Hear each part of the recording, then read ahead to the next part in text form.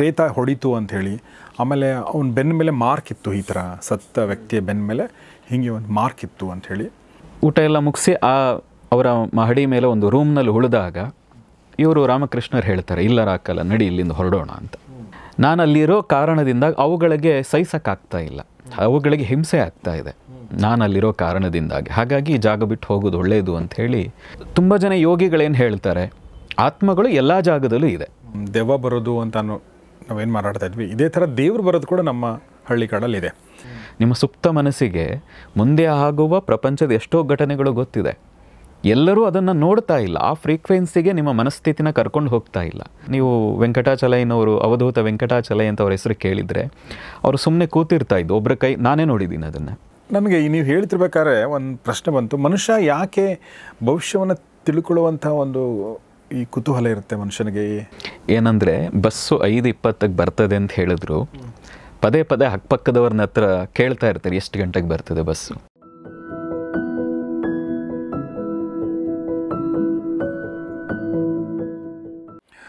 ಸ್ನೇಹಿತರೆ ನಮಸ್ಕಾರ. ಗೌರಿ ಶಕ್ಕಿ ಸ್ಟುಡಿಯೋದ ವಿಶೇಷ ಕಾರ್ಯಕ್ರಮ ಮಾನಸ ಸರೋವರ, ನಿಮಗೆಲ್ಲ ಆತ್ಮೀಯ ಸ್ವಾಗತ. ನಾನು ಗೌರಿ ಶಕ್ಕಿ.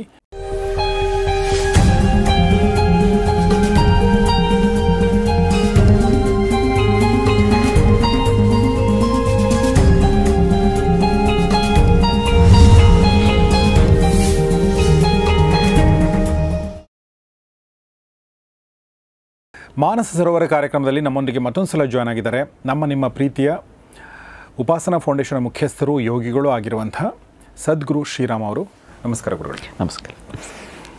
ಸದ್ಗುರು ಶ್ರೀರಾಮ್ ಅವರ ವಿಡಿಯೋಗಳನ್ನ ನಮ್ಮ ಗೌರಿ ಶಕ್ಕಿ ಸ್ಟುಡಿಯೋದಲ್ಲಿ ತುಂಬ ಜನ ನೋಡಿ ಮೆಚ್ಕೊಳ್ತಾನೆ ಬಂದಿದ್ದಾರೆ. ಹೀಗಾಗಿ ಎಲ್ರಿಗೂ ಧನ್ಯವಾದಗಳು ಮತ್ತು ಗುರುಗಳಿಗೂ ಧನ್ಯವಾದಗಳು. ಆದರೆ ಇವತ್ತು ನಾನು ಒಂದು ನಿಮಗೆ ವಿಷಯ ಕೇಳಬೇಕು ಅಂದ್ಕೊಂಡಿರೋದು ಭಾಳಷ್ಟು ಜನರ ಮನಸ್ಸಲ್ಲಿರುವ ಪ್ರಶ್ನೆ. ಬಟ್ ನಾವು ಯಾಕೆ ಇದನ್ನು ಪದೇ ಪದೇ ಮಾತಾಡ್ತೀವಿ ಅಂತ ಕೆಲವ್ರಿಗೆ ಅನಿಸ್ಬೋದು.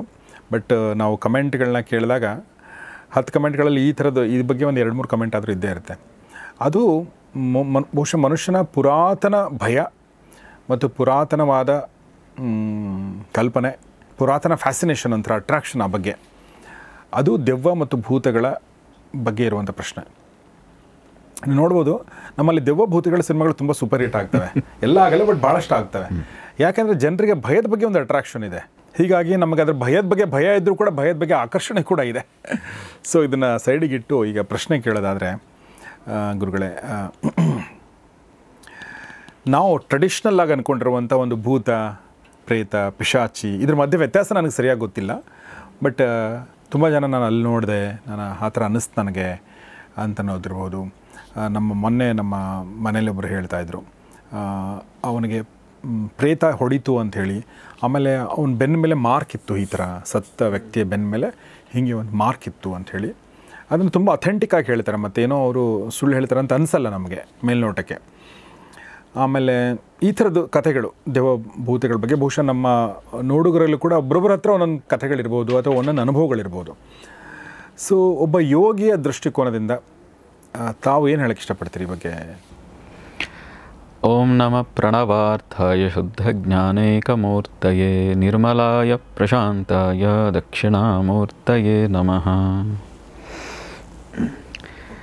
ಏನಂದರೆ ಭೂತ, ಪ್ರೇತ, ಬ್ರಹ್ಮರಾಕ್ಷಸ ಇವುಗಳೆಲ್ಲ ಪರಂಪರೆಯಿಂದ ಬಂದಿದೆ.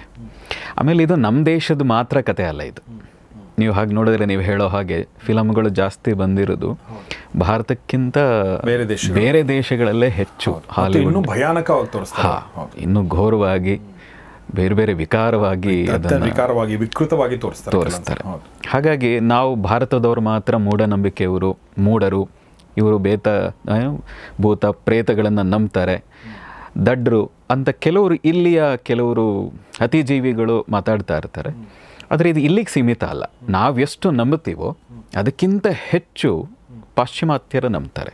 ನೀವು ಎಲ್ಲಿವರೆಗೆ ಅಂತ ಹೇಳಿದ್ರೆ, ವೈಟ್ ಹೌಸ್ನಲ್ಲಿ ಭೂತ ನೋಡಿದ್ವು, ಪ್ರೇತ ನೋಡಿದ್ವು, ಲಿಂಕನ್ ದೆವ್ವ ನೋಡಿದ್ವು ಅನ್ನುವಂಥ ತುಂಬ ಕತೆಗಳಿದೆ. ಅಲ್ಲಿ ಅಧ್ಯಕ್ಷರುಗಳೇ ಅದನ್ನು ಘೋಷಣೆ ಮಾಡಿದ್ದಾರೆ, ನನಗೊಂದ್ಸರಿ ಲಿಂಕನ್ ಪ್ರೇತ ಕಾಣಿಸ್ತು ಅಂತ. ಹಾಗಾಗಿ ಇದು ನಮ್ಮ ದೇಶದಲ್ಲಿ ಅಷ್ಟು ವೈಭವೀಕರಿಸ್ತಾ ಇಲ್ಲ ತಿಳಿದಂಥವರು. ಕೆಲವರು ಹಾಗಾಗಿ ಅಲ್ಲಲ್ಲಿ ಮಾತಾಡ್ಕೊಳ್ತಾರೆ. ಆದರೆ ಇದನ್ನು ಹೆಚ್ಚು ವೈಭವೀಕರಿಸ್ತಾ ಇರೋರು ಪಾಶ್ಚಿಮಾತ್ಯರೇ, ಬೇರೆ ಬೇರೆ ದೇಶದ ಅತಿ ಬುದ್ಧಿವಂತ ದೇಶಗಳು ಅಂತ ಏನು ಕರಿತೀವಿ ಅವರುಗಳೇ. ಆದರೆ ನಾವು ಒಂದು ಇದನ್ನು ತೀರಾ ಇದೇ ಇಲ್ಲ ಅನ್ನೋದಕ್ಕಿಂತ ಇದೊಂದು ಸಮಸ್ಯೆ ಅನ್ನೋ ರೀತಿಯಲ್ಲೇ ನೋಡಬೇಕು. ಯಾಕೆ ಹೀಗೆ ಹೇಳ್ತೀನಿ ಅಂದರೆ 2010 ಆ ಸಮಯದಲ್ಲಿ ಹಿಮಾಲಯ ಆ ಕಡೆ ತಿರುಗಾಡಬೇಕಾದ್ರೆ ITBPF ಈ ಉತ್ತರಾಖಂಡ ಆ ಭಾಗಗಳಲ್ಲಿ ಅವರು ಕಾಯ್ತಾರೆ ಆ ಜಾಗಗಳಲ್ಲಿ. ITBPF Indo Tibetan border force ಅಂತ, ಅದರ ಒಬ್ಬ ಮುಖ್ಯ ಪೇದೆ ಅಂತ ಏನೋ ಕರೀತಾರೆ, ಮುಂಡಾ ಅಂತ, ಜಾರ್ಖಂಡ್ ಅವರು.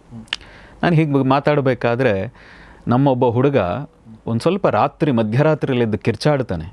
ಅವರೊಂದು 14 ಜನನೋ 18 ಜನದ್ದು ಒಂದು ಟೀಮ್ ಬೆಟಾಲಿಯನ್, ಅದು ಒಂದು ಡೇರಿಯಲ್ಲಿ ಇರ್ತಾಯಿದ್ರು. ನನಗೆ ಅಲ್ಲಿಗೆ ಒಳಗೆ ಎಂಟ್ರಿ ಇಲ್ಲ, ಯಾಕೆಂದರೆ ಅವ್ರ ಹತ್ರ ಎಲ್ಲ AK-47 ವೆಪನ್ ಇದ್ರಿಂದ. ಆದರೆ ಆ ಬೆಟಾಲಿಯನ್ ಇಬ್ಬರು ಕರ್ನಾಟಕದವರಿದ್ದರು. ಹಾಗಾಗಿ ಒಬ್ಬ ಅಂಕೋಲ, ಇನ್ನೊಬ್ಬ ಗುಲ್ಬರ್ಗ. ನನ್ನ ಪರಿಸ್ಥಿತಿ ನೋಡಿ ನಿಮಗೆಲ್ಲೂ ಊಟ ಸಿಗದೇ ಇದ್ದರೆ ನಮ್ಮ ಹತ್ರಕ್ಕೆ ಬನ್ನಿ ಅಂದರು. ನಾನು ತುಂಬ ವಿಷಯಗಳನ್ನು ಮರ್ತು ಹೋಗಿರ್ತೀನಿ, ಈಗ ಮಾತಾಡ್ತಾ ಎಲ್ಲೋ ನೆನಪಾಗ್ತದೆ, ಹಾಗಾಗಿ ಹೇಳ್ತಾ ಇದ್ದೀನಿ. ಎಲ್ಲಿವರೆಗೆ ಅಂದರೆ ನನ್ನ ಹತ್ರ ಹೆಚ್ಚು ಬಟ್ಟೆ ಇರಲಿಲ್ಲ. ಅಂಕೋಲಾದವನು ನನಗೆ ಸ್ಲೀಪಿಂಗ್ ಬ್ಯಾಗ್ ಕೊಟ್ಟ, ನೀವು ಮಲಗಿ ವಾಪಸ್ ನಂಗೆ ಬೆಳಗ್ಗೆ ತಂದುಕೊಡಿ, ನಮ್ಮ ಒಳಗೆ ಬಿಡೋಕ್ಕಾಗಲ್ಲ, ಯಾಕೆ ಅಂದರೆ ವೆಪನ್ಸ್ ಇರೋದ್ರಿಂದ ಹಿರಿಯರಿಗೆ ಗೊತ್ತಾದರೆ ನಮಗೆ ಪನಿಷ್ ಆಗ್ತದೆ ಅಂತ. ಆದರೆ ಅದರಲ್ಲಿ ಒಬ್ಬ ಅವನು ರಾತ್ರಿ ಎದ್ದು ಕಿರ್ಚಾಡೋದು, ಹುಚ್ಚಾಟ ಮಾಡೋದು ಎಲ್ಲ ಮಾಡ್ತಿದ್ದ. ನೀವು ಯಾಕೆ ಅಲ್ಲಿ ಇದ್ರಿ ಅಂತ? ಅದೇ ಹಿಮಾಲಯದ ತಿರುಗಾಟ, ಋಷಿಕೇಶ, ಹರಿದ್ವಾರ ಆ ಭಾಗಗಳಲ್ಲಿ ತಿರುಗಬೇಕಾದ್ರೆ ಇವ್ರದ್ದೊಂದು ಬೆಟಾಲಿಯನ್ ಅಲ್ಲಿತ್ತು. ಒಂದು ಭಾಗದಲ್ಲಿ ಹಾಗೆ ಸಿಕ್ಕಿದಾಗ ಮಾತಾಡ್ತಾ ಒಬ್ಬ ಪಂಜಾಬಿ ಹುಡುಗ ಇದ್ದ. ಅದರಲ್ಲಿ ಮಾತಾಡಬೇಕಾದ್ರೆ ಕಹಾಸೆ ಕರ್ನಾಟಕ ಸೆ ಅಂದಾಗ ಅಮಾರ ಬೆಟಾಲಿಯನ್ ಮೇ ಬಿ ಕರ್ನಾಟಕ ವಾಲಾ ಹೈ ಅಂತ ಹೇಳಿ ಅವರಿಬ್ಬರನ್ನ ಪರಿಚಯ ಮಾಡಿದ್ರು. ಅದರಲ್ಲಿ ಅಂಕೋಲಾದವನು ನನಗೆ ಬಹಳ ಪ್ರೀತಿಯಿಂದ, ಊಟ ನಮಗೆ ತುಂಬ ಚಪಾತಿ ದಾಲ್ ಎಲ್ಲವೂ ಬರ್ತದೆ, ನಿಮಗೆ ಎತ್ತಿಟ್ಟಿರ್ತೀವಿ, ನಿಮಗೆಲ್ಲೂ ಸಿಗದೇ ಇದ್ದಾಗ ಇಲ್ಲಿಗೆ ಬನ್ನಿ, ಯಾವ ಮುಜುಗರ ಇಟ್ಕೋಬೇಡಿ ಅಂತ ಹೇಳಿ. ಹೀಗೆ ಅವನ ಪರಿಚಯದಿಂದಾಗಿ ಅವರ ಮುಖ್ಯ ಪೇದೆ ಜಾರ್ಖಂಡ್ನವನು ಆತ ಭೇಟಿಯಾದ. ಆತ ಹೇಳಿದ್ದು ಈ ಥರ ನಮಗೆ ತುಂಬ ಭಯ ಆಗ್ತಾ ಇದೆ ಅವನು ಆಡೋದು ನೋಡಿ ಅಂತ. ಅದೇನಾಯಿತು, ಜಮ್ಮು ಕಾಶ್ಮೀರದಲ್ಲಿ ಯಾವುದೋ ಕೆಲಸಕ್ಕೆ ಕಾವಲಿಗೆ ಬಹುಶಃ ಹೋದಾಗ ಅಲ್ಲಿಯ ಈ ಹಿರಿಯರನ್ನು ನಂಬಿಕೊಂಡು ಬೇರೆ ಬೇರೆ ಕಡೆ ಬೇರೆ ಬೇರೆ ಕಾರ್ಯಗಳನ್ನು ಮಾಡ್ತಾರೆ. ಅವರು ಅಲ್ಲಿ ಕಲ್ಲು ಗುಡ್ಡೆ ಹಾಕಿದನಂತೆ ಎಲ್ಲ ಕಡೆಗಳಲ್ಲಿ ಅವರ ಹಿರಿಯರ ಹೆಸರಿನಲ್ಲಿ. ಅಲ್ಲಿ ಹೋಗಿ ಮೂತ್ರ ಮಾಡಿದ ಮೇಲಿಂದಾಗಿ ಇವನಿಗೆ ಮಧ್ಯರಾತ್ರಿ ಆ ಥರದ ಯಾರೋ ಜುಟ್ಟು ಹೇಳದ ಹಾಗೆ ಕನಸಿನಲ್ಲಿ ಬಂದು ಕತ್ತನ್ನು ಹಿಸುಕಿದ ಹಾಗೆ ಹೀಗೆ ಆಗೋಕ್ಕೆ ಶುರುವಾಯಿತು ಅಂತ. ಏನಿಲ್ಲ, ಸುಮ್ಮನೆ ಹಾಗೆ ಹಣೆ ಮುಟ್ಟಿ ಅವನಿಗೆ ಸಮಾಧಾನ ಮಾಡಿ, ಇನ್ನು ಮುಂದೆ ಈಗ ಹಾಗೆಲ್ಲ ಯೋಚನೆ ಮಾಡಬೇಡ ಅಂಥೇಳಿ ಒಂದು ಕೌನ್ಸಿಲಿಂಗ್ ರೀತಿ ಮಾಡಿದ್ದು. ಅದೃಷ್ಟವಶಾತ್ ಮಾರನೇ ದಿನದಿಂದ ಆ ಸಮಸ್ಯೆ ಆಗಲಿಲ್ಲ ಅಂತ. ಆ ಮುಂಡ ಆಮೇಲೆ ಎಷ್ಟು ಪರಿಚಯ ಆದರು ಅಂದರೆ ಕೊನೆಗೆ ಅವ್ರ ರೂಮ್ಗೆ ಕರ್ಕೊಂಡು ಹೋಗಿ ಶುರು ಆದರು. ಊಟ ಇಲ್ಲದೆ ಇದ್ದಾಗ, ಮತ್ತೊಂದು ಇಲ್ಲದೆ ಇದ್ದಾಗ ಮಲಗೋಕ್ಕಾಗಲ್ಲ, ಆದರೆ ಒಂದು ಸರಿ ಬನ್ನಿ ಅಂತ ಹೇಳಿ ಅವಾಗವಾಗ ಆ ಕಡೆ ಹೋದಾಗೆಲ್ಲ ಕೂರಿಸಿ ಅವ್ರು ಏನಾದರೂ ಚಾಯೋ ಅಥವಾ ಸಬ್ಜಿ ಕೀರು ಏನಾದರೂ ಕೊಟ್ಟು ಕಳಿಸ್ತಾಯಿದ್ರು.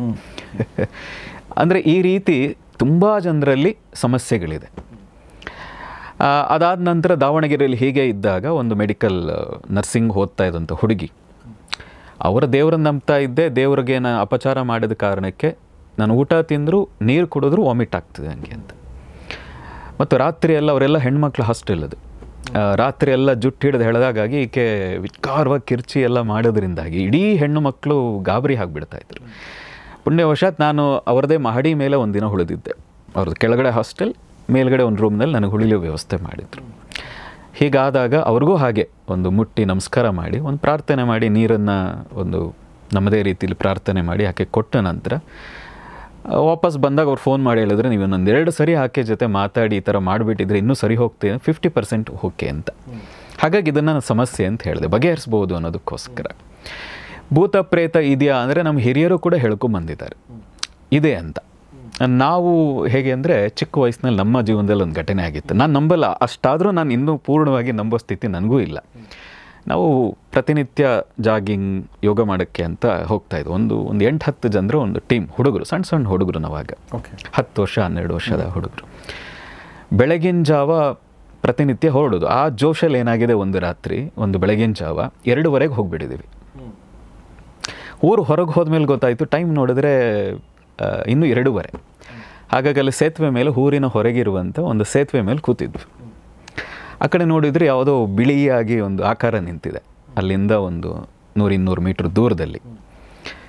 ನಾವು ಇಷ್ಟೊತ್ತಲ್ಲಿ ಯಾರು ನಿಂತಿದ್ದಾರೆ ಕೂಗಿದ್ರೂ ರಿಯಾಕ್ಷನ್ ಇಲ್ಲ. ನೀವು ಕೂಗಿದ್ರಿ? ಕೂಗಿದ್ವು ಹುಡುಗರೆಲ್ಲ ಸೇರಿ, ಎಲ್ಲರೂ ಇದ್ವಲ್ಲ, ಒಬ್ಬರೇ ಇಬ್ಬರೇ ಇದ್ದಿದ್ರೆ ಆ ಧೈರ್ಯ ಇರ್ತಿರ್ಲಿಲ್ಲ 100%. ಆದರೆ ಆ 8-10 ಜನ ಇದ್ದ ಕಾರಣಕ್ಕೆ ಎಲ್ಲೂ ಕೂಗಿದ್ವು. ಹುಡುಗಾಟಿಕೆಗೋಸ್ಕರ ಯಾರದು ಅಂತ. ರಿಯಾಕ್ಷನ್ ಇಲ್ಲ. ಎಷ್ಟು ಸರಿ 3 ಸರಿ ಹೋಗಿದ್ರು ರಿಯಾಕ್ಷನ್. ಮತ್ತು ಎಲ್ಲರೂ ಟೀಮಲ್ಲಿ ಓಡೋದು ಆ ಕಡೆಗೆ. ಓಡಿದ್ರೆ ಅದು ನುಗ್ತು ಅಂದರೆ ಮುಂದೆ ಹೋಯ್ತು. ಅಂದರೆ ಆ ಕಡೆ ಏನಾಗಿದೆ, ಬೇಲಿ ಹಾಕಿದ್ದಾರೆ. ಕಡ್ಡಿಗಳನ್ನು ನೆಟ್ಟು, ಹಳ್ಳಿ ಕಡೆ ನಿಮ್ಗೆ ನೋಡಿರ್ಬೋದು, ಕಡ್ಡಿಗಳನ್ನು ನೆಟ್ಟು ಬೇಲಿ ಹಾಕ್ತಾರೆ. ಈಗಿನ ರೀತಿ ತಂತಿ ಹಾಕಿರಲ್ಲ. ಅಲ್ಲಿ ಹೋಗಿ ನೋಡಿದ್ರೆ ಜಾಗವೇ ಇಲ್ಲ, ಒಳಗೆ ಹೋಗಲಿಕ್ಕೆ ಜಾಗವೇ ಇಲ್ಲ. ಇವತ್ತಿಗೂ ನಂಗೆ ನೆನಪಿದೆ. ಅಲ್ಲಿ ಹುಡುಕ್ತಾ ಇದ್ದೀವಿ ಎಲ್ಲಿ ಇಲ್ಲ ಅಂತ. ಎಲ್ಲಿ ಹೋಯ್ತು, ಎಲ್ಲಿ ತೋರೋದಕ್ಕೆ ಸಾಧ್ಯ ಅಂತ. ಅದು ಭ್ರಮೇನ. ನಂಗೆ ಚಿಕ್ಕ ಹುಡುಗ ಆಗಿರೋದ್ರಿಂದ ನಾನು ಅದನ್ನು ಅಧಿಕೃತ ಮಾಡ್ತಾ ಇಲ್ಲ. ಆದರೆ ಇದು ನಡೆದದ್ದಂತೂ ಹೌದು, ಹೀಗಾಗಿದ್ದು. ಆ ಬೇಲಿನ ತೂರ್ಕೊಂಡು ಹೋಯ್ತು. ಅಂದ್ರೆ ಶರೀರ ಇಲ್ಲೇ ಇರುವಂಥ ವ್ಯಕ್ತಿಗಳು ಹೋಗೋ ರೀತಿನಲ್ಲಿ. ಆದರೆ ಅಲ್ಲಿ ಕಾಣಿಸ್ತಾ ಇಲ್ಲ. ನುಗ್ತು, ಬಹುಶಃ ಅಲ್ಲೇನೋ ಸಣ್ಣ ಜಾಗ ಇರಬೇಕು ಅಂತ ನಾವೆಲ್ಲ ಹೊಡೋದು, ಯಾರೋ ಇರಬೇಕು ಕಳ್ಳ ಅಥವಾ ಆ ರೀತಿ ಅಂತ. ಯಾಕೆಂದರೆ ಅಲ್ಲೊಂದು ಕೊನೆಯ ಲೈಟ್ ಅಲ್ಲೇ ಇದ್ದದ್ದು. ಇನ್ನೊಂದು ಸ್ವಲ್ಪ ಅಂದರೆ ಮಂಪರು ಆ ಕಡೆ ಲೈಟ್ ಇದೆ, ಇನ್ನೊಂದು ಸ್ವಲ್ಪ ದೂರ ಹೋದರೆ ಆಕಾರ ತೂರಿದ ಜಾಗ ಕಾಣಿಸ್ತಾ ಇತ್ತು. ಹಾಗಾಗಿ ಅಲ್ಲಿ ನೋಡಿದರೆ ಜಾಗವೇ ಇಲ್ಲ. ಅದಾದಮೇಲೆ 1-2-3 ಜನಕ್ಕೆ ಜ್ವರ ಬಂತು. ಪುಣ್ಯವಶಾತ್ ನಮಗೇನೂ ಆಗಲಿಲ್ಲ.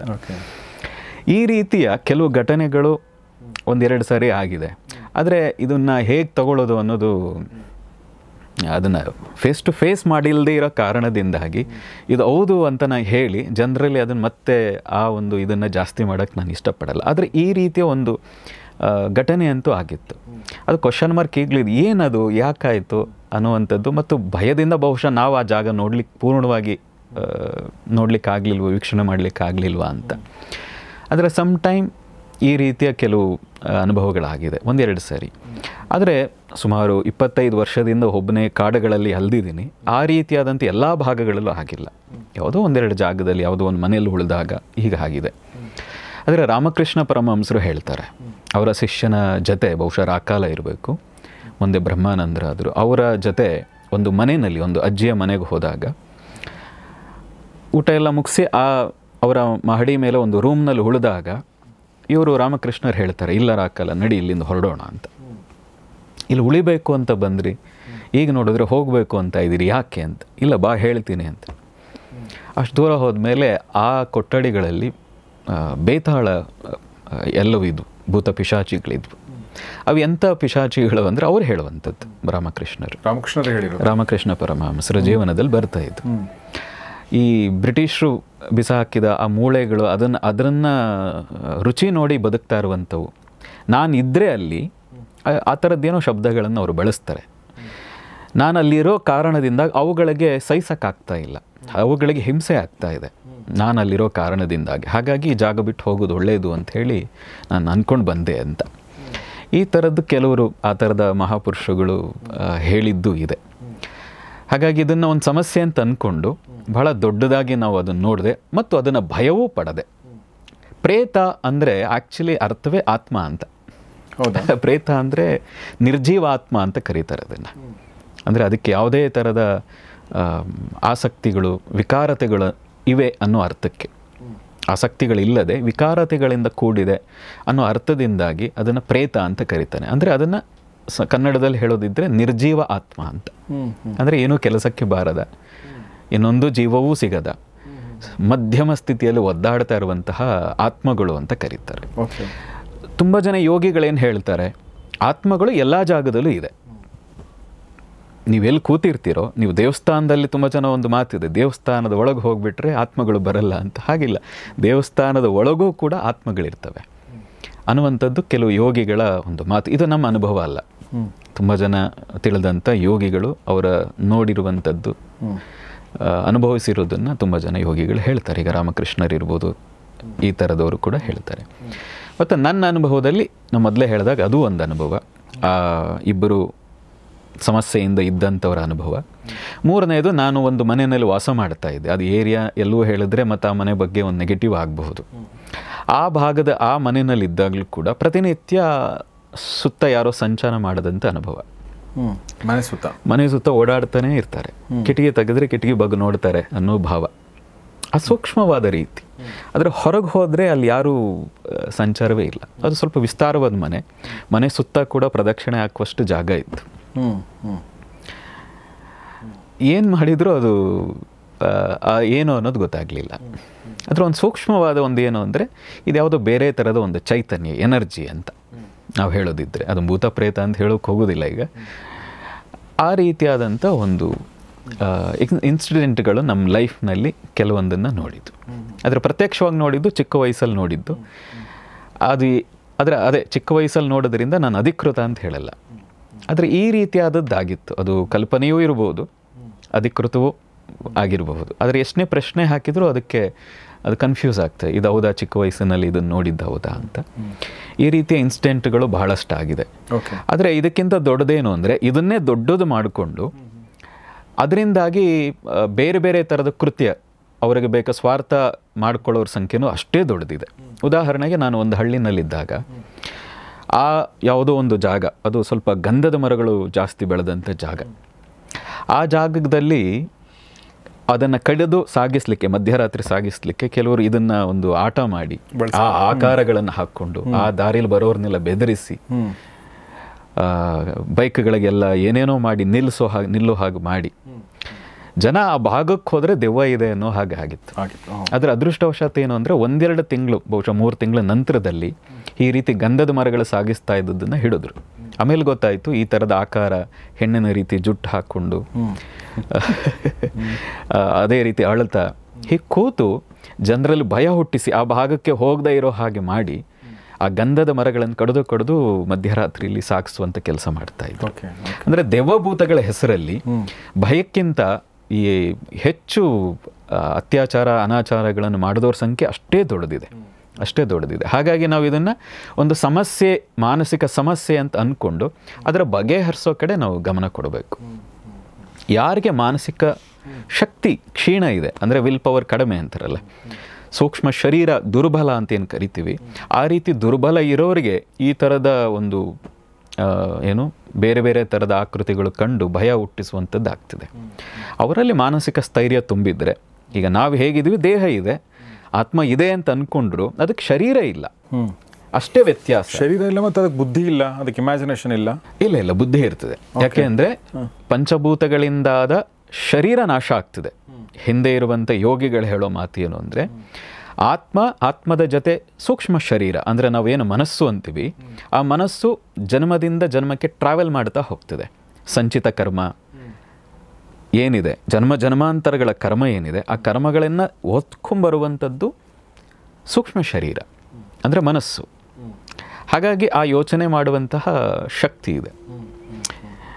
ಹಾಗಾಗಿ ಮೊನ್ನೆ ಒಂದು ಮೂವಿನೂ, ಗೋಸ್ಟ್ ಅಂತಲೇ ಒಂದು ಮೂವಿ ನೋಡ್ತಾ ಇದ್ದೆ, ಭಾಳ ಹಳೇ ಮೂವಿ. ಅವನು ಬೈ ಎಕ್ಸ್ಟೆಂಟ್ ಯಾರೋ ಕೊಲೆ ಮಾಡಿಬಿಡ್ತಾರೆ, ಆದರೆ ಅವನಿಗೆ ಸತ್ತಿದ್ದೀನಿ ಅಂತ ಗೊತ್ತಾಗಲ್ಲ. ಗೊತ್ತಾದ ಮೇಲೆ ತನ್ನನ್ನು ಯಾರು ಕೊಲೆ ಮಾಡಿದ್ದು ಅವನ ಹೆಂಡತಿಯನ್ನು ಹಾಗೆ ಮುಗಿಸಬೇಕು, ಈ ರೀತಿ ಸಂಸ್ಕಾರ ಮಾಡಬೇಕಾದ್ರೆ ಅದನ್ನು ಹೇಳಬೇಕು, ಆದರೆ ಆಗ್ತಾ ಇಲ್ಲ. ಆದರೆ ಒಂದು ಭೂತಕ್ಕೆ ಆ ಶಕ್ತಿ ಇರುತ್ತೆ, ಏನು ಅಂದರೆ ವಸ್ತುಗಳನ್ನು ಚಲಿಸಬಹುದು. ಕೊನೆಗೆ ಆ ಭೂತನ ಭೇಟಿ ಮಾಡಿ ಅವನು ಕೇಳ್ತಾನೆ, ಇದು ಹೇಗೆ ಸಾಧ್ಯ ಆಯಿತು ಅಂತ.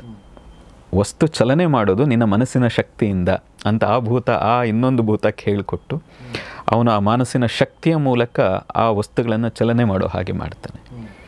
ಅಂದರೆ ಅದೊಂದು ಗೋಸ್ಟ್ ಇಂಗ್ಲಿಷ್ ಮೂವಿ ಅದು. ಅಂದರೆ ಈ ರೀತಿ ಮಾನಸಿಕ ಶಕ್ತಿಯ ಮೂಲಕ ಕೆಲವರ ಮೇಲೆ ಪ್ರಭಾವವನ್ನು ಬೀರಬಹುದು ಅಂತ ತಿಳಿದಂತೆ ಯೋಗಿಗಳು ಹೇಳ್ತಾರೆ. ಅದನ್ನು ಭಾಳ ದೊಡ್ಡ ದಾರ್ಶನಿಕರು ಕೂಡ ಅದನ್ನು ಒತ್ತಿ ಹೇಳ್ತಾರೆ. ಯಾರ ಮನಸ್ಸಲ್ಲಿ ಕ್ರೋಧ ಜಾಸ್ತಿ ಇದೆ, ಕೆಲವು ಆತ್ಮಗಳು, ದುಷ್ಟಾತ್ಮಗಳು ಆ ಮನಸ್ಸಿನ ಕ್ರೋಧವನ್ನು ಮತ್ತು ಅದನ್ನು ಪ್ರಚೋದಿಸ್ತವೆ ಅಂತ.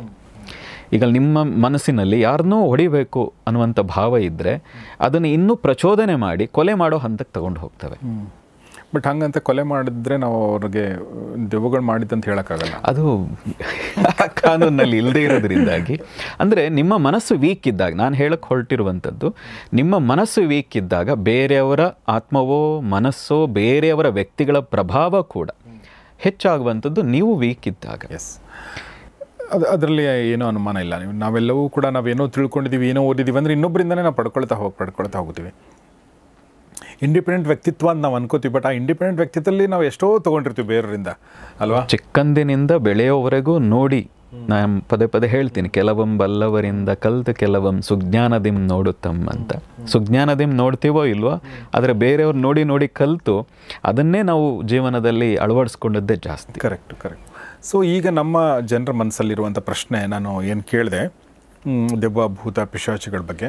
ಇವ್ರಿಗೆ ಒಂದಷ್ಟು ಇವ್ರ ಮನಸ್ಸಲ್ಲಿ ಯಾಕೆ ಇಲ್ಲ ನೀವೇನು ಹೇಳಿದ್ರು ನಾನು ನಂಬಲ್ಲ, ನಮ್ಗೆ ಗೊತ್ತು ಅಂತ ತುಂಬ ಜನ ಅನ್ಕೋತಾರೆ. ಯಾಕೆ ಅಂದರೆ ಅವ್ರ ಪರ್ಸ್ನಲ್ ಅನುಭವಗಳು ಕಡಿಮೆ ಇರ್ತವೆ. ಇನ್ನೊಬ್ಬರು ಆಗಿದೆ ಈ ಥರ ಅವ್ರಿಗಾಗಿದೆ, ಅವ್ರು ನೋಡಿದರೆ ಈ ಥರದ್ದೇ ಅದು ಹೋಗುತ್ತೆ. ಅದು ಒಂದು ಕಡೆ. ಆದರೆ ಇನ್ನೊಂದು ಕಡೆ ಈ ದೆವ್ವಗಳು ಬಂದಿರುವಂಥ ವ್ಯಕ್ತಿಗಳನ್ನ ನೋಡಿರ್ತಾರೆ. ಈ ಫಾರ್ ಎಕ್ಸಾಂಪಲ್ ಒಂದು ಸ್ಥಳ ಇದೆ ಕರ್ನಾಟಕದಲ್ಲಿ, ಅದು ದೆವ್ವಗಳನ್ನ ಬಿಡಿಸುವಂಥ ಸ್ಥಳ ಅಂತ ಫೇಮಸ್ ಆಗಿದೆ. ಆ ಹೆಸರು ಸದ್ಯಕ್ಕೆ ಹೇಳೋದು ಬೇಡ. ಸೊ ಅಂಥದ್ದೆಲ್ಲ ನೋಡಿದಾಗ ಇಲ್ಲ ದೆವ್ವಗಳು ಖಂಡಿತ ಇದ್ದೇ ಇರ್ತವೆ, ಮೈಮೇಲೆ ಬರ್ತಾವೆ ಅವು. ಓಕೆ, ಮೈಮೇಲೆ ಬಂದು ಈ ಥರ ಎಲ್ಲ ಮಾಡ್ತವೆ ಅನ್ನೋದೊಂದು ಒಂದು ನಂಬಿಕೆ ಇದೆ. ಈ ಬಗ್ಗೆ ಏನಾದರೂ ಹೇಳೋಕ್ಕೆ ಇಷ್ಟಪಡ್ತೀನಿ. ಒಂದೇನು ಅಂತ ಹೇಳಿದ್ರೆ ನೋಡಿ, ಪಾಶ್ಚಿಮಾತ್ಯ ದೇಶಗಳಲ್ಲಿ ಮನೋಶಾಸ್ತ್ರಜ್ಞರ ಸಂಖ್ಯೆ ಜಾಸ್ತಿ ಇದೆ. ನಾನು ಕೇಳಿದ ಹಾಗೆ, ನಾನು ಯಾವ ದೇಶಕ್ಕೂ ಹೋಗಿಲ್ಲ. ನಮ್ಮ ದೇಶದಲ್ಲಿ ಆ ಪ್ರಮಾಣ ಈಗ ಜಾಸ್ತಿ ಆಗ್ತಾ ಇದೆ. ಯಾಕೆಂದರೆ ನಮ್ಮಲ್ಲಿ ತುಂಬ ಬುದ್ಧಿವಂತರು ಈಗ ಜಾಸ್ತಿ ಆಗ್ತಾ ಇರೋದ್ರಿಂದ ಇಲ್ಲೂ ಕೂಡ ಸೈಕಿಯಾಟ್ರಿಸ್ಟ್ಗಳ ಸಂಖ್ಯೆ ಜಾಸ್ತಿ ಆಗ್ತಾ ಇದೆ. ಆದರೆ ನೀವು 20 ವರ್ಷಗಳ ಹಿಂದೆ ಕೇಳಿದ್ರೆ ನೀವು ಇಡೀ ಕರ್ನಾಟಕಕ್ಕೆ ಒಬ್ಬರೋ ಇಬ್ಬರೋ ಮನೋಶಾಸ್ತ್ರಜ್ಞರಿಗೆ ಸಿಗ್ತಾ ಇದ್ರು. ಇವತ್ತೀಗ ಬೆಂಗಳೂರಿನಲ್ಲೇ ಒಂದಷ್ಟು ಜನ ಸಿಗಬಹುದು. ಈಗ ಇದು ಪಾಶ್ಚಿಮಾತ್ಯರಲ್ಲಿ ಜಾಸ್ತಿ ಇತ್ತು. ಅಂದರೆ ನಮ್ಮ ಸಮಸ್ಯೆಗಳನ್ನು ಯಾವುದೋ ದೇವಸ್ಥಾನವೋ ಯಾವುದೋ ಸಣ್ಣ ಪುಟ್ಟ ವ್ಯಕ್ತಿಗಳೇ ಬಗೆಹರಿಸ್ಬಿಡ್ತಾ ಇದ್ರು. ನಿಮ್ಗೆ 10 ರೂಪಾಯಿ 20 ರೂಪಾಯಿನಲ್ಲಿ ನಿಮ್ಮ ಮಾನಸಿಕ ಸಮಸ್ಯೆಗಳೆಲ್ಲ ಹೋಗಿಬಿಡ್ತಾ ಇತ್ತು, ಈ ಥರದ್ದೆಲ್ಲವೂ. ಆದರೆ ಈಗ ಮನೋಶಾಸ್ತ್ರಜ್ಞ ಅಥವಾ ಸೈಕಿಯಾಟಿಸ್ಟ್ಗಳ ಹತ್ರಕ್ಕೆ ಹೋದರೆ ತುಂಬ ಮಾತ್ರೆಗಳು, ಅದಕ್ಕೆ ಥೆರಪಿಗಳು, ಅದಕ್ಕೆ ಬೇರೆ ಬೇರೆ ಆಗಿ ಅದೇ ಸಾವಿರಾರು ರೂಪಾಯಿ ಆಗ್ತಾ ಇದೆ. ಹಾಗಾಗಿ ದೇವಸ್ಥಾನಗಳ ಮೂಲಕ ಕೆಲವು ಕಡೆ ಅತ್ಯಾಚಾರ, ಅದರಲ್ಲೂ ಕೂಡ ಅನಾಚಾರಗಳು ನಡೀತಾ ಇದೆ, ಇಲ್ಲ ಅಂತಿಲ್ಲ. ಇದು ಒಂದು ಮಾನಸಿಕ ಸಮಸ್ಯೆ. ಆದರೆ ಯೋಗಿಗಳ ದಾರ್ಶನಿಕರ ಪ್ರಕಾರ ನಿಮ್ಮ ಮನಸ್ಸು ಹೇಗಿದೆಯೋ ಅದನ್ನು ಹೆಚ್ಚು ಜನ, ಅದು ಆ ಆತ್ಮಗಳು ಅಥವಾ ಆ ಒಂದು ಎನರ್ಜಿ ಅಂತ ಅಂದ್ಕೊಳ್ಳಿ. ಈಗ ಅದೊಂದು ಕೆಟ್ಟ ಎನರ್ಜಿ, ಅದು ನಿಮ್ಮನ್ನು ಪ್ರಚೋದಿಸ್ತಾ ಇದೆ. ಪ್ರಚೋದಿಸಿದಾಗ ಯಾವುದೋ ಜಾಗ ಬೇಕು ಅದನ್ನು ಹೊರ ಹಾಕಲಿಕ್ಕೆ. ಆ ಒಂದು ದೇವಸ್ಥಾನವೋ ಅಥವಾ ಮತ್ತೊಂದು ಕೆಲವು ಜಾಗಗಳಲ್ಲಿ ಅದು ಹೊರಗೆ ಬರಬಹುದು. ಅದನ್ನಿಟ್ಕೊಂಡು ಯಾರಾದರೂ ಕೆಟ್ಟ ರೀತಿಯಾಗಿ ಅವರನ್ನು ನಡೆಸ್ಕೊಳ್ತಾ ಇದ್ದರೆ ಅದು ತಪ್ಪು. ಆದರೆ ಆ ಜಾಗಕ್ಕೆ ಹೋಗಿ ಅವರು ತುಂಬ ಜನ, ನನ್ನದೇ ಒಬ್ಬರು ಈಗ ಇತ್ತೀಚೆಗೆ ನಾನು ಕೇಳಿದೆ, ನಮಗೆ ಗೊತ್ತಿರುವಂಥವ್ರು, ಅವರು ಹೇಳಿದ್ರು ಅವರ ಮಗಳಿಗೆ ಏನೋ ಭಾಳ ಈ ಥರದ್ದು ಒಂದು ಪ್ರೇತದ ಒಂದು 3-4 ಪ್ರೇತಗಳ ಸಮಸ್ಯೆ ಅಂತ. ಅವರ ಇದ್ದ ಜಾಗದಲ್ಲಿ ಅಕ್ಕಪಕ್ಕದಲ್ಲಿ ತುಂಬ ಜನ ಸೂಸೈಡ್ ಮಾಡಿಕೊಂಡವರು, ಸತ್ತವರು. 3-4 ಜನರ ಆತ್ಮ, ಹುಡುಗಿ, ಸಣ್ಣ ಹುಡುಗಿ, ಅದು ಸಣ್ಣ ಹುಡುಗಿ ಅಂದರೆ ಈಗ ಲಾಸ್ಟ್ SLC ಆಗಿದೆ. ಅಂದರೆ ಹಾಗೆ ಓದೋ ಆಸಕ್ತಿ ಇಲ್ಲ. ಯಾಕೆಂದರೆ ಈ ಕಾರಣದಿಂದಾಗಿ. ಕೇವಲ ಅದಷ್ಟೇ ಅಲ್ಲದೆ ದೈಹಿಕವಾಗಿ ಬಹಳಷ್ಟು ಸಮಸ್ಯೆಗಳು. ನೀವು ಇದನ್ನು ಹೇಗೆ ನೋಡ್ತೀರಿ? ಆಕೆಗೆ ಗರ್ಭಕೋಶಕ್ಕೆ ಸಂಬಂಧಪಟ್ಟಂಥ ಏನೋ ಕ್ಯೂ ತುಂಬಿಕೊಂಡು ಸಮಸ್ಯೆ ಆಗಿತ್ತು, ಈ ರೀತಿಯಲ್ಲಿ ಆಗಿತ್ತದು. ಅವರು ಪದೇ ಪದೇ ಹೇಳ್ತಾ ಇದ್ರು. ಕೊನೆಗೆ ಡಾಕ್ಟರ್ ಹತ್ರ ತೋರಿಸಿದ್ದಾರೆ, 10 ಬಾರಿ ತೋರಿಸಿದ್ದಾರೆ, ಲಕ್ಷಗಟ್ಟಲೆ ಖರ್ಚು ಮಾಡಿದ್ದಾರೆ. ಆದರೆ ಇತ್ತೀಚೆಗೆ ಯಾವುದೋ ಒಂದು ದೇವಸ್ಥಾನಕ್ಕೆ ಹೋದವು, ಜಸ್ಟ್ 3 ದಿನ ಅಲ್ಲಿ ಉಳಿದ್ವು. ನಾನು ಕೇಳಿದೆ ಎಷ್ಟು ಖರ್ಚಾಯಿತು? 500 ರೂಪಾಯಿ ಖರ್ಚಾಯಿತು. ಬಂದ ನಂತರದಿಂದ ಈಗ ಒಂದು 6 ತಿಂಗಳಾಗಿದೆ. ಬಂದ ನಂತರದಿಂದ ಯಾವ ಸಮಸ್ಯೆಯೂ ಇಲ್ಲ. ಇದು ಒಳ್ಳೆಯದು. ಅಷ್ಟು ಒಂದು ಆಪ್ರೇಷನ್ ಆಯಿತು, ಆಕೆಗೆ 2 ಬಾರಿ ಆಪ್ರೇಷನ್ ಆಯಿತು ಆ ಕ್ಯೂ ತುಂಬಿಕೊಂಡೋ ಕಾರಣಕ್ಕೋಸ್ಕರ. ಅದನ್ನು ಐಡೆಂಟಿಫೈ ಮಾಡಲಿಕ್ಕೆ ಡಾಕ್ಟರ್ಗಳು ವಿಫಲರಾಗಿ ಬೇರೆ ಔಷಧಿ ಕೊಟ್ಟಿದ್ದರು. ನಾನು ಪದೇ ಪದೇ ನೋಡ್ತಾ ಇರ್ತೀನಿ ಇದನ್ನೆಲ್ಲ. ಸೊ ಆ ದೇವಸ್ಥಾನದಲ್ಲಿ ಏನು ಮಾಡಿದ್ರು ಹಾಗಾದರೆ? ಅವರು ಸುಮ್ಮನೆ ಉಳಿಸಿದ್ದಾರೆ, ಒಂದು ತೀರ್ಥ ಸ್ನಾನ ಅಂತ ಮಾಡಿಸಿದ್ದಾರೆ. ಅದಕ್ಕೇನೋ ಅಲ್ಲೊಂದು ಸೇವೆಗೆ 300-400 ರೂಪಾಯಿನೋ ಒಂದಷ್ಟು ಅರ್ಚನೆಗೆ ತೊಗೊಂಡಿದ್ದಾರೆ. ಅವರು ಉಳಿದದ್ದು ಎಲ್ಲವೂ ಸೇರಿ 500 ರೂಪಾಯಿ ಖರ್ಚಾಗಿದೆ. ಅದರಲ್ಲಿ ಆಕೆಗೆ 6 ತಿಂಗಳಿಂದ ಯಾವ ಸಮಸ್ಯೆಯೂ ಇಲ್ಲ. ಇದನ್ನು ಯಾವ ರೀತಿ ನೋಡ್ತೀರಿ ಆಗ? ಸೊ ಹಾಗೆ ಅಂದರೆ ನಾನು ಹೇಳ್ತಿರೋದು, ಮತ್ತು ಆಕೆ ಹೇಳಿದ್ದೇನು ಅಂದರೆ ಯಾರ್ಯಾರು ಸೇರಿದ್ರು ಅವ್ರ ಹೆಸರೆಲ್ಲವನ್ನು ಹೇಳಿದ್ದಾರೆ. ಹೌದಾ? ಮತ್ತು ಅವರು ತೀರೋಗಿದ್ದಾಗ ಸಣ್ಣ ಹುಡುಗಿ ಆಕೆ. ನೋಡಿರ್ಬೋದು, ಸಣ್ಣವ್ರು ಸಬ್ಕಾನ್ಷಿಯಸ್ ಮೈಂಡ್ಲಿ ಅವ್ರ ಸತ್ತ ಭಾವ ಭಯದಿಂದಾಗಿ ಆಕೆಗೆ ವೀಕ್ ಆಗಿ, ಅದರ ಭಯವೇ ಒಂದು ಎನರ್ಜಿ ಆಕೆಗೆ ಪ್ರಚೋದಿಸ್ತಾ ಬಂದಿರಬಹುದು ಅಲ್ಲಿಂದ. ಆಕೆ ಯಾವ ಹಂತಕ್ಕೆ ಅಂದರೆ ಬಹುಶಃ ಮುಂದಿನ ದಿನಗಳಲ್ಲಿ ಆಕೆ ಬದುಕೋ ಸಾಧ್ಯತೆ ಇರಲಿಲ್ಲ ಅಂತ, ಸುಸೈಡ್ ಏನಾದರೂ ಮಾಡ್ಕೋಬೋದಾಗಿತ್ತು ಈ ಥರದ ಸಮಸ್ಯೆಗಳಿಂದಾಗಿ ಅಂತ. ಆದರೆ ಇವತ್ತು ನಾನು ಮೊನ್ನೆಯೂ ಕೇಳಿದೆ ಅವ್ರಿಗೆ, ಏನಿದೆ ಈಗ ನಿಮ್ಮ ಮಗಳ ಸ್ಥಿತಿ ಹೇಗಿದೆ? ಇಲ್ಲ ಗುರುಜಿ, ಈಗ ಭಾಳ ಚೆನ್ನಾಗಿ ಇದ್ದಾಳೆ ಅಂತ. ಸೊ ಹಾಗೆ ಇದು ಒಂದು ಕಡೆ. ಆದರೆ ಇನ್ನೊಂದು ಕಡೆ ಈಗ ನಾವು ದೆವ್ವ ಬರೋದು ಅಂತ ನಾವೇನು ಮಾತಾಡ್ತಾ ಇದ್ವಿ, ಇದೇ ಥರ ದೇವ್ರು ಬರೋದು ಕೂಡ ನಮ್ಮ ಹಳ್ಳಿ ಕಾಡಲ್ಲಿದೆ. ದೇವ್ರು ಬಂದು ಕಾರಣಿಕ ಹೇಳೋದು, ದೇವ್ರು ಬಂದು ನಿಮ್ಮ ಭವಿಷ್ಯ ಹೇಳೋದು, ದೇವ್ರು ಬಂದು ಮಳೆ ಆಗುತ್ತಾ ಇಲ್ವಾ, ಬೆಳೆ ಆಗುತ್ತಾ ಇಲ್ವಾ ಅಂತ ಹೇಳೋದು, ಅಥವಾ ದೇವ್ರು ಬಂದು ಒಂದು ಅಪ್ಪಣೆ ಕೊಡಿಸೋದು, ದೇವ್ರು ಬಂದು ಜಾತ್ರೆ ಮಾಡಿ ಅಂತ ಹೇಳೋದು, ಈ ಥರದ್ದೆಲ್ಲ ನಾವು ನೋಡ್ತೀವಿ. ಇದೇನು ಮುಚ್ಚುಮರೆ ಏನಿಲ್ಲ ಇದರಲ್ಲಿ, ಪ್ರತಿ ಹಳ್ಳಿಗಳಲ್ಲೂ ಇದು ನಡೀತಾ ಇರುತ್ತೆ. ಮೊನ್ನೆ ನಮ್ಮ ಕರ್ನಾಟಕ ಫಿಲ್ಮ್ ಇಂಡಸ್ಟ್ರಿದು ಒಂದು ಪೂಜೆ ಮಾಡಬೇಕಾದ್ರೆ ಇಲ್ಲೂ ಕೂಡ ಒಬ್ಬರು ಜ್ಯೋತಿ ಅಂತ ಆ್ಯಕ್ಟ್ರೆಸ್ಗೆ ಮೈ ಮೇಲೆ ಬಂತು ಅಂತ ನಾನು ನೋಡಿದೆ. ಆಮೇಲೆ ಅವ್ರನ್ನೆಲ್ಲರೂ ಸೇರಿ ಸಮಾಧಾನ ಮಾಡಿದರು, ಏನೋ ಆಯಿತು ಅಂತ ಹೇಳಿ. ಸೊ ಇದು ಈ ದೇವ್ರು ಬರೋದಂದ್ರೆ ಏನು ಹಾಗಾದರೆ? ದೇವರು ಬರುವಂಥದ್ದೇನಿಲ್ಲ, ನಮ್ಮ ಒಳಗೆ ಇರುವಂಥದ್ದು ಅದು ದೇವರು ಅನ್ನೋದು. ನಾವು ಆಧ್ಯಾತ್ಮಿಕವಾಗಿ ನೋಡಿದ್ರೆ, ಇದು ಧಾರ್ಮಿಕವಾಗಿ ಹೇಳ್ತಾ ಇದ್ದೀರಿ, ಆಧ್ಯಾತ್ಮಿಕವಾಗಿ ಹೇಳೋದಿದ್ದರೆ ಪ್ರತಿಯೊಬ್ಬರ ಒಳಗೂ ಭಗವಂತ ಇದ್ದಾನೆ ಅಂತ ನಾವು ಹೇಳೋದು. ತುಂಬ ಜನ ಹೇಳ್ತಾರೆ, ಹೇಗೆ ಭಗವಂತ ಬಂದರೆ, ದೇವರು ಬಂದರೆ ಹೆಂಗೆ ಉಳಿದು ಬಿಡ್ತಾರೆ ಅಂತ. ನಾವು ಹೇಳೋದು ನಿಮ್ಮ ಒಳಗೆ ಇದ್ದಾನೆ ಪರಮಾತ್ಮ, ಬರುವಂಥದ್ದೇನಿಲ್ಲ. ಆದರೆ ಇದನ್ನೇನು ಹೇಳ್ತೀವಿ, ಈ ರೀತಿಯಾಗಿ ಒಂದು ಪ್ರಚೋದನೆಗೆ ಒಳಪಡುವಂಥದ್ದೇನಿದೆ, ಇದು ಭಾವಸ್ಥಿತಿ ಅಂತ. ಓಕೆ, ನೀವು ಕೂಡ ಆ ಭಾವಸ್ಥಿತಿಗೆ ಹೋದರೆ ಇನ್ನೊಬ್ಬ ವ್ಯಕ್ತಿಯ ಭವಿಷ್ಯವನ್ನು ನೋಡಬಹುದು. ಓಕೆ, ಭಾಳ ಸುಲಭ ಹೇಳೋದಿದ್ರೆ ಇದನ್ನು, ನಿಮ್ಮ ಸ್ಟೇಟ್ ಆಫ್ ಮೈಂಡ್ ಅಂತ ಏನು ಕರೀತಾರಲ್ಲ, ಆ ಹಂತದ ಒಂದು ಭಾವಸ್ಥಿತಿಗೆ ನೀವು ಹೋದಾಗ, ಆ ಒಂದು ಸ್ಟೇಟಲ್ಲಿ ನೀವು ನಿರ್ಲಿಪ್ತ ಭಾವಸ್ಥಿತಿಗೆ ಹೋದಾಗ ಮುಂದೆ ನಡೆಯುವಂಥ ಎಷ್ಟೋ ಘಟನೆಗಳು, ಏನು ನಡೀತಾ ಇದೆ ಹೊರಗಡೆ, ನಿಮ್ಮ ಒಳಗಿನ ಪ್ರಪಂಚಕ್ಕೆ ಆಲ್ರೆಡಿ ಗೊತ್ತಿದೆ. ಅದು ನಿಮ್ಮ ಸಬ್ಕಾನ್ಷಿಯಸ್ ಮೈಂಡಿಗೆ ಗೊತ್ತಿದೆ ಅಂತ. ನಿಮ್ಮ ಸುಪ್ತ ಮನಸ್ಸಿಗೆ ಮುಂದೆ ಆಗುವ ಪ್ರಪಂಚದ ಎಷ್ಟೋ ಘಟನೆಗಳು ಗೊತ್ತಿದೆ. ಎಲ್ಲರೂ ಅದನ್ನು ನೋಡ್ತಾ ಇಲ್ಲ. ಆ ಫ್ರೀಕ್ವೆನ್ಸಿಗೆ ನಿಮ್ಮ ಮನಸ್ಥಿತಿನ ಕರ್ಕೊಂಡು ಹೋಗ್ತಾ ಇಲ್ಲ. ಆ ಫ್ರೀಕ್ವೆನ್ಸಿ ಕರ್ಕೊಂಡು ಹೋದರೆ ಪ್ರತಿಯೊಬ್ಬರು ಮುಂದೆ ಆಗುವ ಎಷ್ಟೋ ಘಟನೆಗಳನ್ನು ನೋಡಬಹುದು ಅಂತ, ಆ ಸಾಧ್ಯತೆ ಇದೆ ಅಂತ. ಹಾಗೆ ನೋಡೋಕ್ಕೆ ಒಂದಷ್ಟು ಟೈಮ್ ಕೊಡಬೇಕು ಮನಸ್ಸಿಗೆ. ಅಥವಾ ನೀವು ಯಾವುದೋ ಒಂದು ಜಾಗಕ್ಕೆ ಹೋದಾಗ ನಿಮ್ಮ ಭಾವಸ್ಥಿತಿ ಆ ಫ್ರೀಕ್ವೆನ್ಸಿಗೆ ಅಡ್ಜಸ್ಟ್ ಆದಾಗ, ಆ ಏರಿದಾಗ ಮುಂದೆ ನಡೆಯುವಂಥ ಹಿಂದೆ ಆದಂಥ ಘಟನೆಗಳನ್ನು ಹೇಳ್ತಾರೆ. ನಾವು ಎಷ್ಟೋ ಸರಿ ಬಾರಿ ನೋಡಿದ್ದೀವಿ ಅದನ್ನು. ಕೆಲವು ಯೋಗಿಗಳು, ಅವಧೂತರುಗಳು, ಅವ್ರ ಹತ್ರಕ್ಕೆ ಹೋದಾಗ ನೀವು ವೆಂಕಟಾಚಲಯ್ಯನವರು, ಅವಧೂತ ವೆಂಕಟಾಚಲಯ್ಯ ಅಂತ ಅವ್ರ ಹೆಸರು ಕೇಳಿದರೆ ಅವರು ಸುಮ್ಮನೆ ಕೂತಿರ್ತಾ ಇದ್ದು. ಒಬ್ಬರ ಕೈ, ನಾನೇ ನೋಡಿದ್ದೀನಿ ಅದನ್ನು, ಅವರ 3-4 ಬಾರಿ ಅವ್ರನ್ನ ಭೇಟಿ ಮಾಡಿದ್ದೀನಿ. ಗಂಟೆಗಟ್ಟಲೆ ಕೂತಿದ್ದೀನಿ ಅವರ ಹತ್ತಿರ. ಒಬ್ರಿಗೆ ಫೋನ್ ಮಾಡಿಸಿ, ಆಕೆ ಯಾವ ಡ್ರೆಸ್ ಹಾಕಿದ್ದಾರೆ, ಯಾವ ಕಲರ್ ಹಾಕಿದ್ದಾರೆ, ಸೊಂಟ ಕೀಗೆ ತಾನೇ ಹತ್ತೆ ಕೈಯಿಂದ ತಗೊಂಡು ಕೀ ಸಿಗಿಸ್ಕೊಂಡಿದೆಯಾ, ಹೀಗೆಲ್ಲ ಹೇಳ್ತಾ ಇದ್ರು. ಓಕೆ, ಆ ಕಡೆಯಿಂದ ಲೌಡ್ ಸ್ಪೀಕರ್ ಅವ್ರು ಫೋನ್ ಮುಡ್ತಾ ಇರಲಿಲ್ಲ. ಲೌಡ್ ಸ್ಪೀಕರ್ ಫೋನ್ ಹಾಕಿಸಿ ಅವ್ರು ಹೇಳೋಕ್ಕೆ ಶುರು ಮಾಡೋರು. ಓಕೆ ಇದೊಂದು ಭಾವಸ್ಥಿತಿ. ಮತ್ತು ಅವರೊಬ್ಬರಿಗೆ ಸಾಧ್ಯನಾ ಅಂದರೆ ಹಾಗೇನಿಲ್ಲ, ಎಲ್ರಿಗೂ ಸಾಧ್ಯ. ಆದರೆ ಅವರು ಈಸಿಲಿ ಆ ಭಾವಸ್ಥಿತಿಗೆ ಹೋಗ್ತಾ ಇದ್ದಾರೆ. ಹಾಗೆ ಅದು ಕರ್ಣಿಕ ನುಡಿಯವರು ಇರಬಹುದು, ಅವ್ರಿಗೊಂದಿದೆ, ಈ ದಿನ ಈ ಸ್ಥಿತಿಗೆ ನಾವು ಹೋಗ್ತೀವಿ ಅನ್ನುವಂಥದ್ದೊಂದು ಭಾವಸ್ಥಿತಿ ಬರುತ್ತದೆ ಬಹುಶಃ. ಹಾಗಾಗಿ ಹೇಳ್ಬೋದು. ಮತ್ತು ಎಲ್ಲರೂ ಹೇಳ್ತಾರೆ ಅನ್ನೋದನ್ನು ಮೂಢತನದಿಂದ ಒಪ್ಕೋಬೇಡಿ ಅಷ್ಟೆ. ಇವ್ರು ಹೇಳಿದ್ದು ಹೌದು, ಇವ್ರು ಹೇಳಿದ್ದು ಸತ್ಯ ಅಂತ ಒಪ್ಕೋಬೇಡಿ. ನೀವೇ ಅದನ್ನು ಪರೀಕ್ಷೆ ಮಾಡಿ. ಇವ್ರು ಹೇಳ್ತಾ ಇರೋದು ಕಳೆದ ವರ್ಷ ಹೇಳಿದ್ದು ಸರಿನಾ, ಭಯದಿಂದ ಒಪ್ಕೋಬೇಡಿ. ಭಗವಂತನಾಗಲಿ ಯಾವುದನ್ನೇ ಆಗಲಿ ಭಯದಿಂದ ಒಪ್ಪಬೇಕಾಗಿಲ್ಲ. ನೀವು ನೋಡಿ ಇವ್ರು ಹೇಳ್ತಾ ಇರೋದು ಸರಿನಾ ತಪ್ಪ ಅಂತ. ಏನೋ ಹೇಳಿದ ತಕ್ಷಣ ಅದನ್ನು ಭಯದಿಂದಾಗಿ ಕೈ ಮುಗಿದು ಪ್ರಸಾದ ಅಂತ ನೀವು ತಗೋಬೇಕಾದದ್ದಿಲ್ಲ. ಪರೀಕ್ಷೆ ಮಾಡಿ ಹೇಗೆ ಹೇಳ್ತೀರಿ ಅಂತ. ಆದರೆ ನಾವಂತೂ ನೋಡಿದ್ದೀವಿ ಆ ರೀತಿಯ ಸಾಕಷ್ಟು ಘಟನೆ. ನೀವು ನಮ್ಮ ಜೀವನದಲ್ಲೇ ನಮ್ಮನ್ನು ಭೇಟಿ ಮಾಡೋಕ್ಕೂ ತುಂಬ ಸರಿ ಬರ್ತಾರೆ. ತುಂಬ ಸರಿ ಅವರು ನನಗೆ ಕಾಣಿಸೋಕ್ಕೆ ಶುರುವಾಗ್ತದೆ ಸಮ್ ಟೈಮ್. ಹೌದಾ? ಹಾಂ, ಅಂದರೆ ನೀವು ಆಮೇಲೆ ಎಲ್ಲರೂ ಬರಬೇಡಿ, ನನಗೆ ಎಲ್ಲರದ್ದು ಗೊತ್ತಾಗಲ್ಲ. ಸಮ್ ಟೈಮ್ ಕೆಲವು ಜಾಗಗಳು, ಕೆಲವು ಜನಗಳನ್ನು ಭೇಟಿ ಮಾಡಿದಾಗ ನಿಮ್ಮ ಜೀವನದಲ್ಲಿ ಹೀಗಾಗಿದೆ ಅಂತ ಹೇಳಿದ್ದಿದೆ. ಹಾಗೆ ಹೇಳಿ ಅದನ್ನು ಸರಿ ಮಾಡಿಕೊಂಡು ಅವರು ಇವತ್ತು ತುಂಬ ಚೆನ್ನಾಗಿ ಆದದ್ದು ಇದೆ. ಆದರೆ ನಾನು ಜ್ಯೋತಿಷ್ಯಕಾರ ಅಲ್ಲ, ಮತ್ತು ನಾನು ಅದು ಹೇಳಲಿಕ್ಕೋಸ್ಕರ ನಾನು ಕೂತಿಲ್ಲ. ಅಂದರೆ ಸಮ್ ಟೈಮ್ ಬಹುಶಃ ಆ ಭಾವಸ್ಥಿತಿಗೆ ಹೋದಾಗ ಕೆಲವ್ರ ವಿಷಯದಲ್ಲಿ ಬಂದು ಮುಂದೆ ಕೂತಾಗ ಹಾಗೆ ಹೇಳಿದಾಗ ಅವ್ರು ಒಪ್ಪಿದ್ದಿದೆ. ನಮ್ಮಂಥ ಸಾಮಾನ್ಯರಿಗೆ ಅದು ಒಂದು ಸ್ವಲ್ಪ ಅಲ್ಲಿ ಜಲಕ್ಕಾಗಿದೆ ಅನ್ನೋದಕ್ಕೆ ಹೇಳಿದೆ ನಾನು. ನೀವು ಸಾಮಾನ್ಯರಲ್ಲ. ಓಕೆ, ಇರಲಿ. ನನಗೆ ನೀವು ಹೇಳ್ತಿರ್ಬೇಕಾದ್ರೆ ಒಂದು ಪ್ರಶ್ನೆ ಬಂತು. ಮನುಷ್ಯ ಯಾಕೆ ಭವಿಷ್ಯವನ್ನು ತಿಳ್ಕೊಳ್ಳುವಂಥ ಒಂದು ಈ ಕುತೂಹಲ ಇರುತ್ತೆ ಮನುಷ್ಯನಿಗೆ? ನನಗೆ ಭವಿಷ್ಯ ನಮ್ಗೆ ಗೊತ್ತಿಲ್ಲದೆ ಇದ್ರೆ ನನಗೆ ಬೆಟರ್ ಅಂತ ಅನಿಸುತ್ತೆ. ನಾಳೆ ಏನಾಗುತ್ತೆ ನಂಗೆ ಗೊತ್ತಾಗೋದು ಬೇಡ, ನಾನು ಇವತ್ತಿನ ಪ್ರಯತ್ನ ಮಾಡ್ತೀನಿ ಅಂತ ನಾನು ಆ ಥರ ಯೋಚನೆ ಮಾಡ್ತೀನಿ. ಯಾಕೆ ತುಂಬ ಜನ ನಮ್ಮ ಭವಿಷ್ಯದ ಬಗ್ಗೆ ತಿಳ್ಕೊಳಕ್ಕೆ ಬರ್ತಾರೆ?